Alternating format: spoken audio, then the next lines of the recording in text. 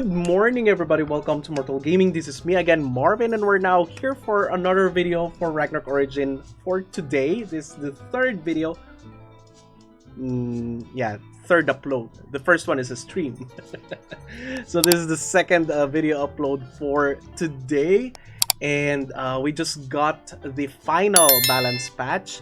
So here it is. Wait, where is it? Okay, there you go. Look at this. Look at this. So we have the same for the Ranger and the Warlock. So Ranger, again, the Warg Companion passive, the attack bonus gained while your Warg is alive. So you don't need to, use any Warg skill. But as long as it is alive, it is increased from 10% to 20%. Double increase. So now there's a new effect when battling with a Warg.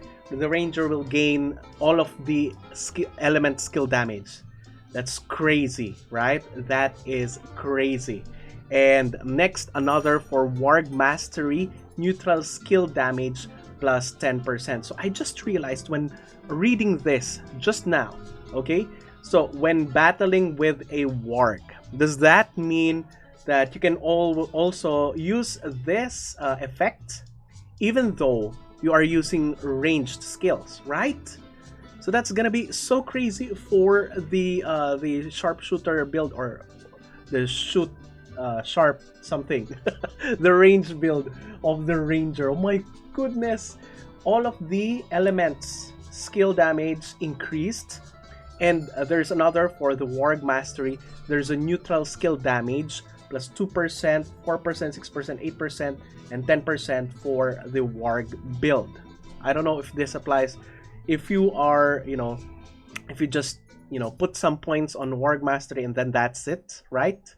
And all of your other skill damage, if ever you have a neutral skill damage, does it say that it is neutral damage on your ranged attacks? But anyway, this one is going to be concentrated on the Warg, okay? Warg build. Now let's go to the Warlock. It's the same. You can now cast Tetra Vortex even if you don't have any elemental orb, on auto, okay? On auto. Okay, next will be this one, okay? Guillotine Cross. Okay, we have the final delays here, okay? The final skill delay. Okay, so now for the cross impact from 1.7 seconds, it's gonna be 1.6 seconds. Phantom Menace from 1.5 to 1.35 seconds, so that's 10% reduction.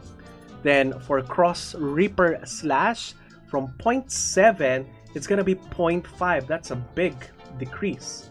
And then for Hallucination Walk from 0.4 to 0.3. This is gonna be crazy for the Guillotine Cross, as some of my viewers have said. More and more people are inclined or transferring to a Guillotine Cross right now. This is gonna make their lives easier and more DPS on long term. Wow, that's nice. That's nice. Next, Archbishop. Okay, the Archbishop, this is a very good PvP upgrade or buff for the Archbishop, as one has corrected me. I'm so sorry for pronouncing this as Archbishop for the longest time. Somebody corrected me and says that it should be Archbishop. Okay, Archbishop. This has been a very great buff for the Archbishop.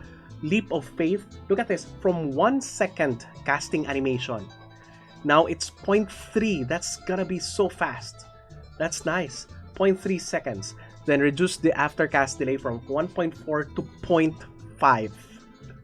0.5. And then you gain immediately a shield when you cast it. Okay, this is crazy. That's nice. That's nice. Next, Royal Guard, Divine Majesty. Oh, this is the same as what we have talked about last time.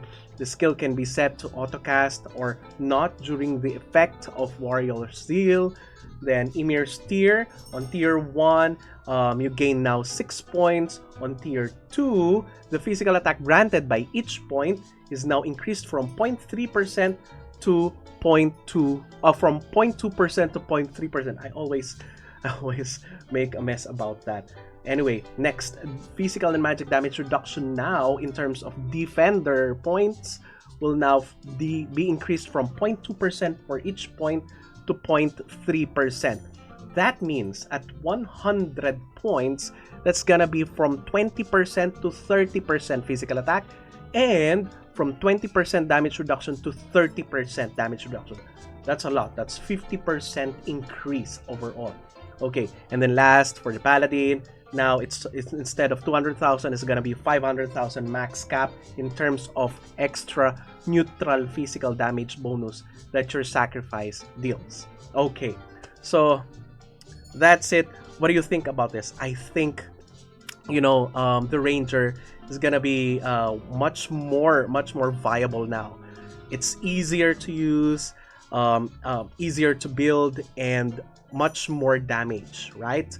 And in my opinion, the Ranger is top-notch in farming, MA, everything. As long as you have that kind of range, it's gonna be the best one. Now they are focusing on this more, you know, more less picked job classes, and that's the way to go. Don't ever nerf, okay? Don't ever nerf other jobs. This is the right way to pleasing the remaining players, because, you know, once you buff, they get excited. Once you buff their current job classes, that's when they log in more, that's when they test more, and that's when they pay more, right? So yeah, very good, very good. So for those who are asking, where is the Shura, where is the other job classes like the mechanics, I do believe the mechanics has obtained a very good sigil, and for me that's one of the biggest wins in the previous edition on the third job sigils. That the mechanic is there, just top. Okay, top. Imagine dealing fire damage that ignores damage reduction. I mean, come on, that would be the best one to get, right, on anything, because ignore damage reduction is what has been, you know, the meta ever since. So the developers, we have seen the developers, you know, balance those ignore defense, ignore magic defense things for a couple of times already, way back in the second transcendent job. So now being offered with an ignore fire damage reduction on your fire damage is the best one. So I think mechanics don't need any other buffs. For the Shura, I am pro to that. I don't know why they did not include Shura. I do believe that in terms of PvP, Shura should have an advantage, but it seems like they're buffing more on Shura on PvE rather than PvP. Now, considering that we're gonna have an additional orange statue which adds a lot of stats on your max PvP ward, that's gonna be a nightmare, more of a nightmare for Shura. I do think that Shura needs a PvP buff, a big one, in order for them to become more viable, right? So on PvE, they're working perfectly right now.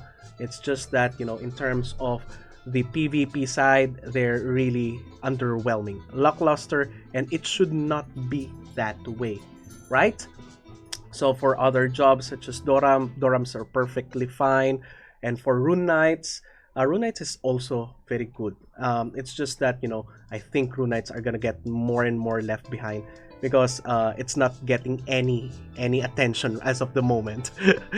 All right, so that's it. Thank you everybody for watching. If you haven't subscribed to my channel, please do subscribe. If you happen to like this video, please do leave a like, share this to your friends, and click that bell notification button to get notified every time I upload a new video, start a new stream, or a new content. That's it. See you again on the next video. Bye bye. Now I found you.